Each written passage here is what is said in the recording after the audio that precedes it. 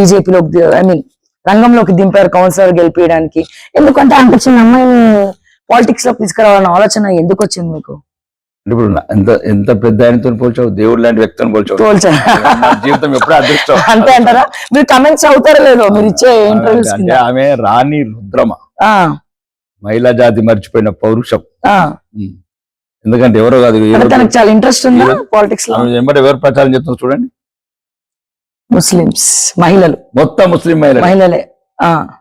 చాలా గ్రేట్. అసలు ఎవరు సార్ తను? రాణి రుద్రమ. రాణి రుద్రమ అంటారు. రాణి రుద్రమ సివిల్ ప్రిపేర్ అవుతుంది కలెక్టర్. ఓకే. ఆర్మూర్ లో చిన్నప్పుడు అక్కడ ఉండేదట బస్తీలో.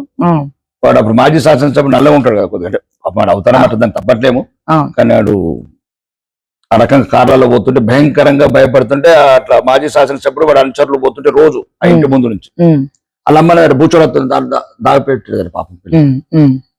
చిన్నప్పటి నుంచి అదే మళ్ళీ చిన్నటిగా ఒకటేసారి అబ్బా నేను చిన్నప్పుడు భయపెట్టే మళ్ళీ ఆర్మూర్ అందరు భయపెడతాడు అని ఆర్మూర్ అభివృద్ధి గురించి మేము చిన్నప్పుడు చూసిన వాళ్ళ అనుచరులు ఆగడాలు, మేము ఎంతమంది భయపడే వాళ్ళము చిన్నపిల్లలుగా. అటువంటి టైంలో మళ్ళీ వచ్చిండు ఆ బూచోడు, అతని పేరు పాండు అంటారట. నాకు సివిల్ లేకున్నా సరే, నేను కలెక్టర్ కాకున్నా సరే ఆర్మూర్ ప్రజలను కాపాడుకుంటాను. నా వార్డు ప్రజలు ఇంకా భయపడతారు, అంత ముస్లింస్ ఉన్నారు. కాబట్టి నచ్చండి, నాకు అవకాశం ఇవ్వండి అని మిమ్మల్ని అడిగాను. మంచి యువతకు ప్రోత్సాహకంగా. రెండోది నిజంగా ఇప్పుడు యువత అందులో మహిళలు రాజకీయాల్లో రావాల్సినటువంటి అవసరం ఉన్నది. సో నాకు తెలిసి మొట్టమొదటిగా ఒక మహిళ యువతకు అంటే 21 సంవత్సరాల మహిళకు అవకాశం ఇచ్చే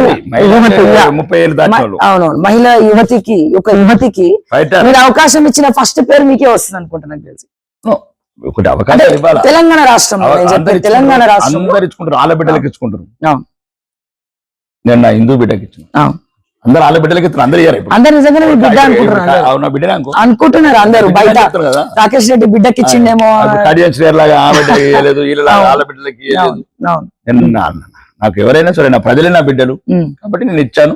ఆ బిడ్డకు ఆశీర్వదించమని ప్రత్యేకంగా మీ ద్వారా కూడా చెప్తున్నాను, ముస్లిం సమాజానికి కూడా చెప్తున్నాను. మీ ఇళ్లలో పుట్టింది, మీ ఇళ్లలో పెరిగింది. ఒకవేళ మీకు మా మీద పగ లేకపోతే, మా మీద ద్వేషం లేకపోతే, మీరు పెంచిన బిడ్డ, మీరు ఆడిపించిన బిడ్డ, మీరు చదివిపించిన బిడ్డ మీ చేతుల్లో పెట్టాను. మీరు నిర్ణయించుకోండి. ముస్లింస్ రక్తం చూస్తారా? దుర్మార్గమైన రాజకీయ నాయకుల మాటలు. మన రక్తం ఒకటి, మన ఊరు ఒకటి, మన పుట్టుకొకటి, మన బతుకొకటి, మన సాగు ఒకటి. కాబట్టి పాత బస్తోడి మాటలు, పాకిస్తాన్ మాటలు పట్టించుకోకుండా మీ బిడ్డను మీ చేతుల్లో పెట్టాను. మీరు గెలిపించి మనమందరం ఒకటే, హిందూ ముస్లిం భేదం లేదని చెప్పండి. ఎందుకంటే మీరు పెంచిన బిడ్డ, మీరు ఆడిపించిన బిడ్డ, మీ ఇంటి పక్కన మీ బిడ్డలతో ఆడుకున్నది. కాబట్టి మీ బిడ్డగా భావించి గెలిపిస్తారని బహిరంగ